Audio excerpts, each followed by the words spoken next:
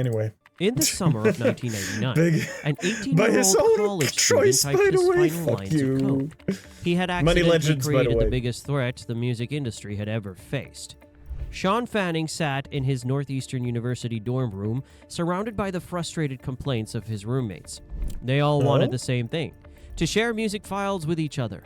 But the internet in 1999 made this about almost Spotify? impossible. Finding a single song online meant checking dozens of random websites, hoping someone had uploaded exactly what you needed. Most searches ended in disappointment. The few files you could find were often corrupted, mislabeled, or it took hours to download on slow connections. Sean watched his friends waste entire evenings hunting for music that should have been simple to find. As a computer science student, he saw this as just another coding problem, waiting for an elegant solution. He spent the next several weeks writing a program that would change everything. Instead of searching random websites, his software would let users share files directly with each other. Type in a song title and the program would instantly show you everyone who had the file in their computer. He called it Napster, after his high school nickname, Nappy. By June 1999, hundreds of students across campus were using his creation to trade music files. None of them realized they were about to trigger the most explosive copyright battle in history. None of them knew that within 2 years, 80 million people would be using the same technology to break federal law every single day. The music industry's billion-dollar empire was about to face its first existential threat. Hell It yeah! all started with a teenager trying to help his college friends The fucking find remix songs. of the original song. If that sounds like a good story to you, hit that like and subscribe button for more fascinating business tales. But Fanning's simple file-sharing solution was about to become something far more powerful than anyone imagined. When 19-year-old Sean Parker discovered Napster, he immediately understood what Sean Fanning had missed. This was a revolutionary technology that could reshape the entire music industry. Parker had this business instinct that Fanning lacked. While Sean Fanning saw Napster as a helpful program for college students, Parker envisioned a global network that could threaten the fundamental way music was bought and sold. The digital revolution had found its perfect moment.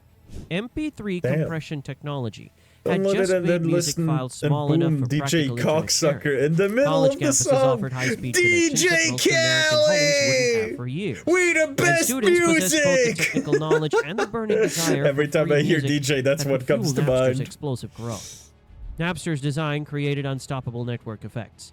Every new user made the service exponentially more valuable for everyone else. When you joined with your music collection, you weren't just gaining access to thousands of songs. You were also making thousands of songs available for everyone else. Word spread through dorms and computer labs faster than any traditional marketing campaign could reach. Students discovered they could access virtually any song ever recorded instantly for free. Nice. Sean Fanning's uncle John Fanning quickly seized control of the business side, claiming 70% of the company for himself. Sean Parker became president while Sean Fanning remained the technical genius behind the code. They attracted venture capital funding, moved into professional offices, and began building the infrastructure. What do you need funding for?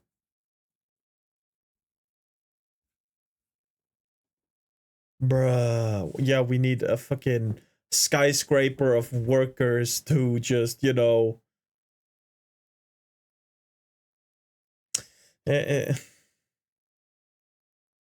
You see, this is where it goes wrong. As soon as you go into the corpo aspect, the largest copyright violation in human history. By early 2000, their college project had transformed into a global phenomenon that was about to force the most powerful entertainment companies on Earth into a fight for their very survival. By 2001, more Americans were using Napster than had voted in the previous presidential election. Napster officially recorded 26.4 million verified users at its peak. That's huge But back industry then. estimates suggested the real figure reached 80 million people worldwide. To put that in perspective, 1 in 4 Americans was actively participating in what the music industry considered mass theft. At the height of Napster's popularity, approximately 14,000 songs were being downloaded every single minute. That's Piracy. more than 20 million songs per day flowing through a network that had grown way beyond college campuses. The cultural impact was unlike anything the world had ever seen. To clarify, I feel sorry for the artists as in the rappers, the guys that make the beat. But I'm absolutely not sorry to the producers. Fuck those guys. Teenagers in suburban bedrooms LMAO suddenly had access theft. to the same music libraries as radio stations. Parents discovered rare recordings from their youth that had been out of print for decades. Hell Musicians in yeah. remote towns could instantly access influences from every corner of the globe. Record stores watched helplessly as foot traffic disappeared. CD sales, which had grown steadily for 2 decades, began their first decline in the format's history. Town Records and other music retailers saw customers browse their shelves, then go home to download the same albums for free. Napster had accidentally created something. Damn! The high-level thinkers went to the store to browse and then look up the name online. Oh my god, those were they be five heads, bro. A parallel music economy where millions of people accessed music outside the traditional system of record labels, distributors, and retailers.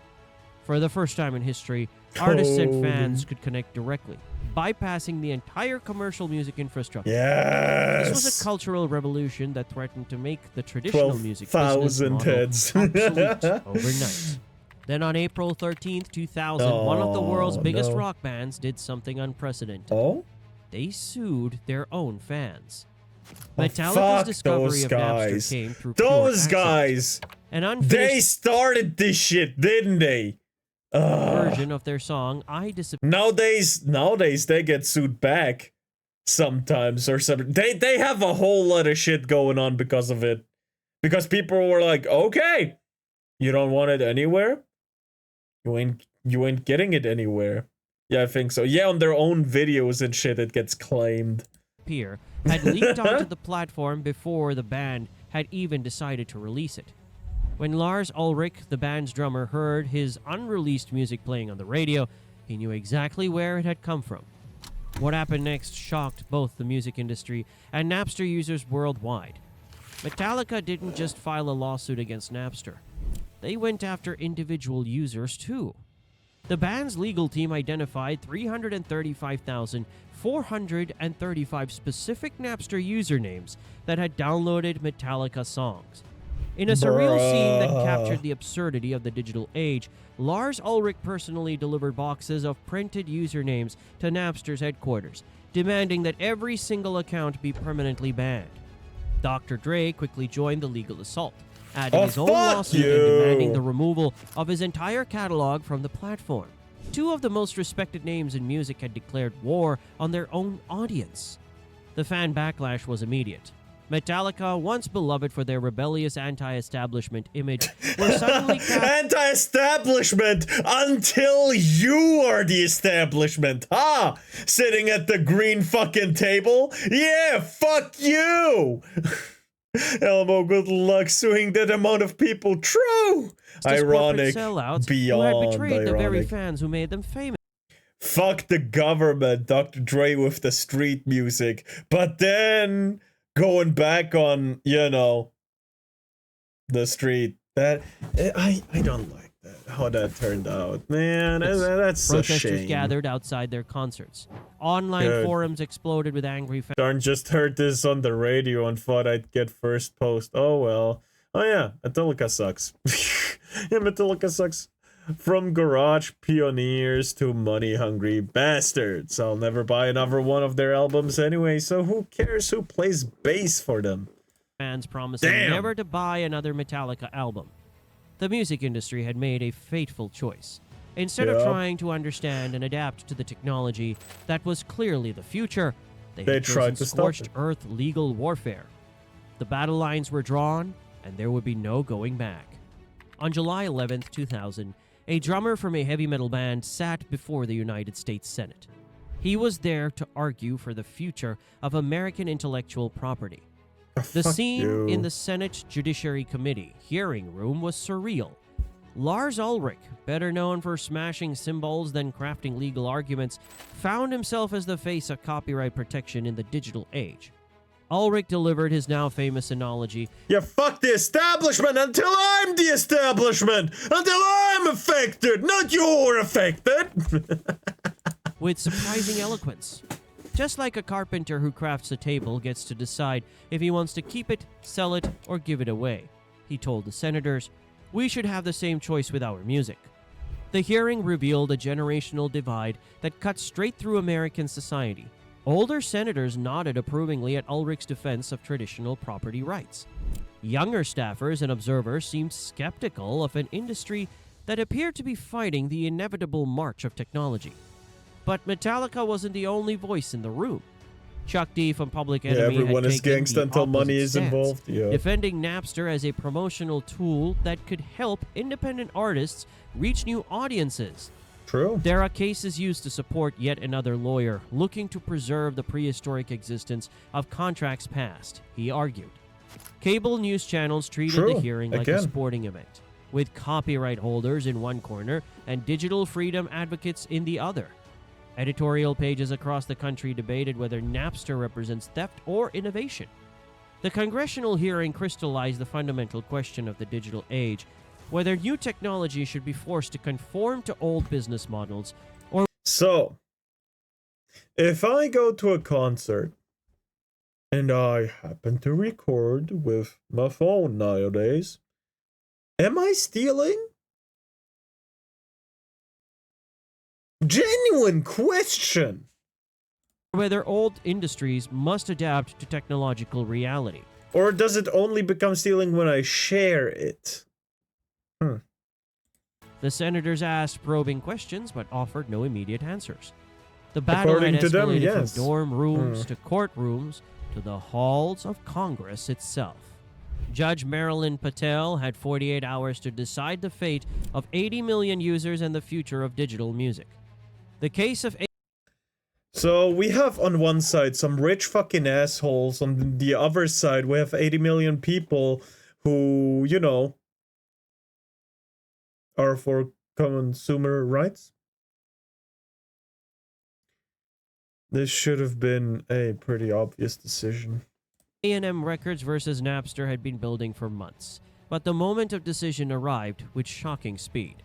Record industry lawyers argued that Napster was facilitating massive copyright infringement on an unprecedented scale. Napster's defense team countered that their client was simply providing technology, not controlling how users chose to enjoy it or employ it. Judge Patel wasn't swayed by the technology arguments. On July 26, 2000, she issued a preliminary injunction ordering Napster to stop... So if you are listening and remembering the song, you're also stealing. Stop remembering, you asshole. Yeah, stop thinking. ...facilitating the sharing Just of stop copyrighted thinking. music. Napster's lawyers rushed to appeal, but the higher courts offered little relief. The appeals court upheld the lower court's decision, finding that Napster had indeed contributed to massive copyright infringement. The legal system had handed Napster an impossible task. The court demanded that the company prevent users from sharing copyrighted material. But the technology wasn't designed to distinguish between legal and illegal files. Compliance would essentially require shutting down the entire service. In July 2001, Napster's servers went dark forever. The platform that had connected 80 million music lovers around the world. Yeah, 80 billion people. The connection between them. Yeah, fuck all that shit. Money! World simply vanished overnight. The company agreed to pay $26 million to music publishers and songwriters in a settlement that acknowledged the scope of the infringement. By 2002, Napster had filed for bankruptcy. Its revolutionary technology reduced to a legal footnote. The music industry celebrated Napster's death in July 2001, but by December something far worse had taken its place. Within months of Napster's shutdown, a dozen new file-sharing networks had sprouted from its ashes. Kazaa, LimeWire, Nutella, and BitTorrent offered the same free music access that Napster had provided, but with a crucial difference that terrified record industry executives. These new networks were completely decentralized. Unlike Napster, which relied on central servers that could be shut down with a court order, the successor platforms had no single point of failure.